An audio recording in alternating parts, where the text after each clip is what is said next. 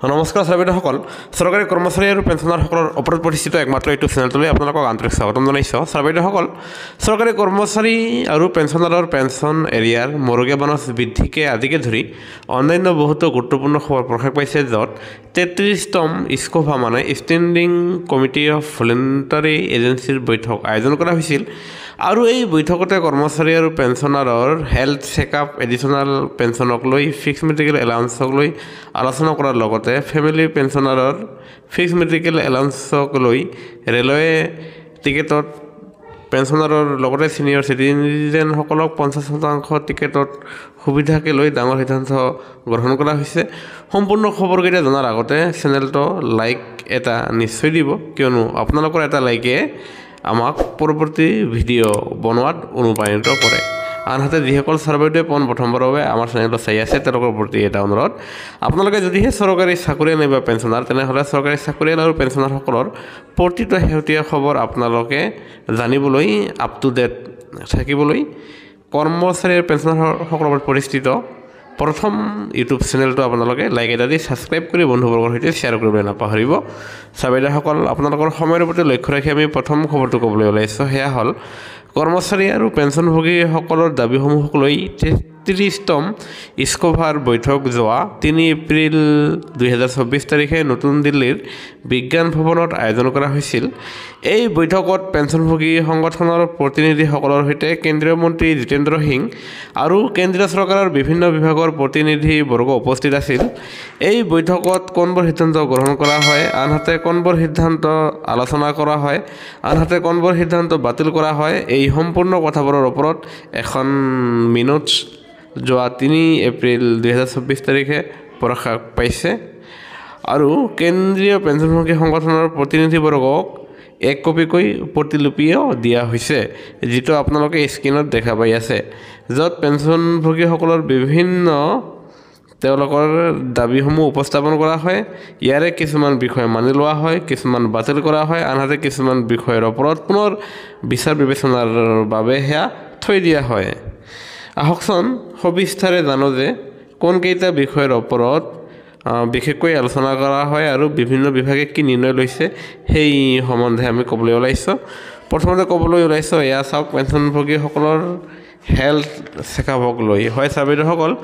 পেঞ্চনভোগীসকলে 6 মাহত বা 1 বছৰত হেল্থ চেকআপৰ বাবে আবেদন জনাইছিল ইয়াৰ উত্তৰত স্বাস্থ্য আৰু পৰিয়াল কল্যাণ বিভাগৰ প্ৰতিনিধিবৰ্গই জনায় যে পেঞ্চনভোগীসকল বছৰত একবাৰৰ বাবে স্বাস্থ্য পৰীক্ষাৰ সুবিধা লাভ কৰে হেল্থ চেকআপৰ বাবে ইচ্ছুক পেঞ্চনাৰে CGHSৰ অনুমোদিত চিকিৎসালয়ত চিকিৎসাৰ বাবে CGHSৰ ৱেলনেছ চেণ্টাৰৰ CMৰ পৰা ৰেফাৰেল ল'ব পাৰিব যদি এই সম্বন্ধে কোনো পেঞ্চনাৰৰ কিবা আপত্তি আছে ক'ব লগা আছে তেন্তে লোকেল এডভাইজাৰী কমিটিৰ ওচৰত নিজৰ সমস্যা তুলি ধৰিব পাৰিব এতিয়া আমি 2 নম্বৰ দাবীটো তুলি ধৰিছোঁ যে 65 বছৰ বয়সত 5% অতিৰিক্ত পেঞ্চন বৃদ্ধিৰ সুবিধা দিব লাগে হয় ছাৰবাইদেউসকল 65 বছৰ বয়সত 5% পেঞ্চন বৃদ্ধি 70 বছৰ বয়সত 10% পেঞ্চন বৃদ্ধি আনহাতে 75 বছৰ বয়সত আপোনাৰ 15% পেঞ্চন বৃদ্ধি আনহাতে 80 বছৰ বয়সত 20% পেঞ্চন বৃদ্ধিৰ সুবিধা দিব লাগে এক কথাত প্ৰত্যেক 5 বছৰৰ পিছত 5% পেঞ্চন বৃদ্ধি কৰিব লাগে ইয়াৰ উত্তৰত DOPPৰ জইণ্ট ছেক্ৰেটাৰীয়ে কৈছে যে এই বিষয়ে ডিপাৰ্টমেণ্ট অফ ইকনমিক্স এফেয়াৰৰ পৰামৰ্শ বিচৰা হৈছিল যদি এয়া স্বীকাৰ কৰি লোৱা হয় তেন্তে চৰকাৰৰ বিত্তীয় অৱস্থা সংকটত পৰিব পাৰে লগতে ৰাজ্য চৰকাৰৰ পেঞ্চনভোগীসকলেও তেওঁলোকে সেই একেটা দাবীয়ে জনাব য'ত বিত্তীয় অসুবিধা হ'ব সেয়েহে এইটো মানি লোৱা নহ'ব জইণ্ট ছেক্ৰেটাৰীৰ এনেকুৱা উত্তৰ পাই পেঞ্চনভোগী সংগঠনে এই বিষয়টো পুনৰাই বিবেচনা কৰিবলৈ অনুৰোধ জনাইছে এতিয়া আমি 3 নম্বৰ খবৰটো দিবলৈ ওলাইছোঁ সেয়া হ'ল ফিক্স মেডিকেল এলাউন্স বৃদ্ধিৰ দাবী জনোৱা হৈছিল হয় ছাৰবাইদেউসকল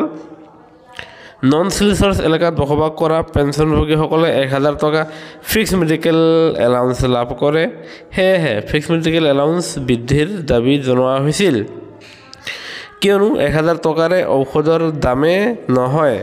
সেয়েহে অনতিপলমে ফিক্সড মেডিকেল এলাউন্স বঢ়াব লাগে। ইয়াৰ উত্তৰত জইণ্ট ছেক্ৰেটাৰীয়ে জনাইছে যে বিষয়টোত ডিপাৰ্টমেণ্ট অফ ইকনমিক এফেয়াৰ্ছ আৰু department of expenditure of and budget ডিভিজনৰ লগত আলোচনা হৈছে। লগতে কোৱা হৈছে যে সপ্তম দৰমহা আয়োগ মতে 1 জুলাই 2017 আপোনাৰ ফিক্সড মেডিকেল এলাউন্স 1000 টকালৈ বৃদ্ধি কৰা হৈছে। সেয়েহে ইয়াক পুনৰাই বৃদ্ধি কৰা নহ'ব। এক কথাত ফিক্সড মেডিকেল এলাউন্সৰ ওপৰত পেঞ্চনভোগীসকলে তেওঁলোকৰ আশাত চেঁচা পানী পৰিছে। এতিয়া চতুৰ্থ দাবী আছিল যে ফেমিলি পেঞ্চনাৰসকলৰ বাবে ফিক্সড মেডিকেল এলাউন্স বৃদ্ধি কৰিব লাগে। পেঞ্চনভোগী সংগঠনে ৰেলৱে বৰ্ডৰ প্ৰতিনিধিবৰ্গৰ ওচৰত দাবী জনাইছিল যে ফেমিলি পেঞ্চন পোৱা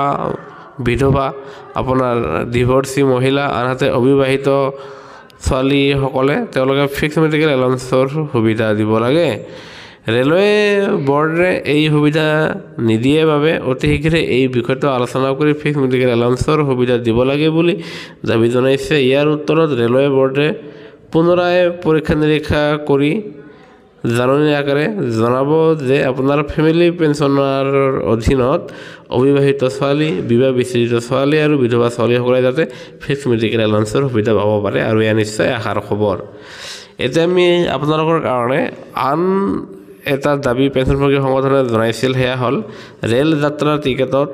পেঞ্চনাৰসকলৰ লগতে ছিনিয়ৰ চিটিজেনক তেওঁলোকে যি 50% টিকেটত কনচেশ্যন সুবিধা সেয়া দিব লাগে বুলি পেঞ্চনভোগী সংগঠনে ৰেলৱে